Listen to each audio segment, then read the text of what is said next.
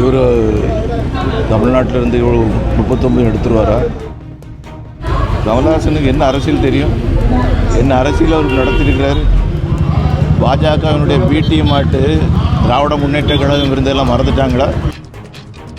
இவர் தமிழ்நாட்டிலேருந்து இவ்வளோ 39 எடுத்துருவாரா? மோடிஜினுடைய தமிழ் பற்றுக்கு கடுகளவு கூட பொருத்தமில்லாதவர் உதயநிதி அவர். அவர் தமிழ் தெரியாதவர் தான், அவர் குஜராத்தி தான். ஆனால் தமிழின் மீது ஆர்வம் கொண்டு அவ்வளோ தூரத்துக்கு செய்துட்டு இருக்காங்க. ஜியு போப்பவர்கள் அவரெல்லாம் தமிழர்கள்னு ஏற்றுக்கிட்றோம்ல, அப்புறம் என்ன? அவருக்கு இருக்கக்கூடிய ஆர்வத்தில் அவர் பண்ணிகிட்டு இருக்கிறாரு. நீங்கள் தமிழை அழிக்காமல் இருந்தால் போதும். கமலஹாசன் தனி கொடி வச்சுட்டு பாராட்டுருவோம். அர்த்தமற்ற பேச்சு. கமலஹாசனுக்கு என்ன அரசியல் தெரியும்? என்ன அரசியல் அவர் நடத்திருக்கிறாரு? சொந்த தொண்டர்களை கையில் வச்சுட்டு இருக்கக்கூடிய அளவுக்கு கூட பக்குவம் இல்லாத ஒரு தலைவர். அவர் இப்போ போட்டி போட்டிருக்க வேண்டியது தானே?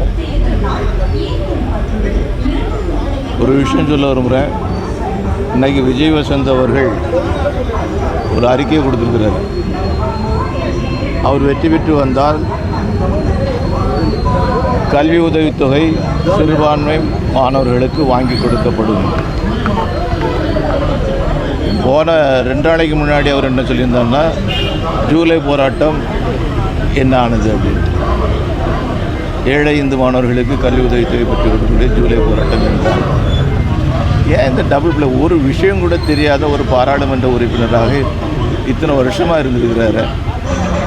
பாஸ்போர்ட் ஆஃபீஸ் இங்கே இருக்கக்கூடிய தெரியாது, பாஸ்போர்ட் ஆஃபீஸ் கொண்டு வருவேன் அப்படிங்கிறார். எதுவும் தெரியாத ஒரு பாராளுமன்ற உறுப்பினர். இது நாட்டுக்கு ஆபத்து, மாவட்டத்துக்கு மட்டும் கிடையாது, நாட்டுக்கே ஆபத்து. பாஜக ஏ டீம்னு அவங்க ஒத்துக்கிட்றாங்கல்ல. பாஜகவினுடைய பிடிஎம் ஆட்டு திராவிட முன்னேற்ற கழகம் இருந்தெல்லாம் மறந்துட்டாங்களா? வாரிசு அரசியல் அப்படிங்கக்கூடியது நம்ம ஸ்டாலினை சொல்லலை. ஸ்டாலின் எமர்ஜென்சி பீரியடில் உள்ளே இருந்தவர், கஷ்டப்பட்டவர், அந்த கட்சியை வளர்க்குறதுக்கு பெரும் முயற்சியோடு எடுத்தவர். அதை நம்ம சொல்லலை. ஆனால் அதுக்கு அடுத்த தலைமுறைகள்லாம் வருதில்ல, குஞ்சு குறும்பெல்லாம், இதை பார்த்தா மக்கள் விருப்படைகிறாங்க. இங்கே கன்னியாகுமரி மாவட்டத்தில் உள்ள பழைய கோட்டைகள்லாம் எப்படி இருக்குன்னு போய் பாருங்கள். இது பாழடைந்த கோட்டை, இந்தியா கூட்டணியினுடைய கோட்டை அப்படின்னு அவங்க சொன்னாங்கன்னா அது ஒரு பாழடைந்த கோட்டை. இன்றைக்கி பாரதிய ஜனதா கட்சிக்கு மாளிகை எழும்பிப்பட்டிருக்கின்றது. பெரிய ஒரு துணிச்சல் தான். அதாவது அவர் எந்த சட்டமன்ற தொகுதியைச் சேர்ந்தவர்?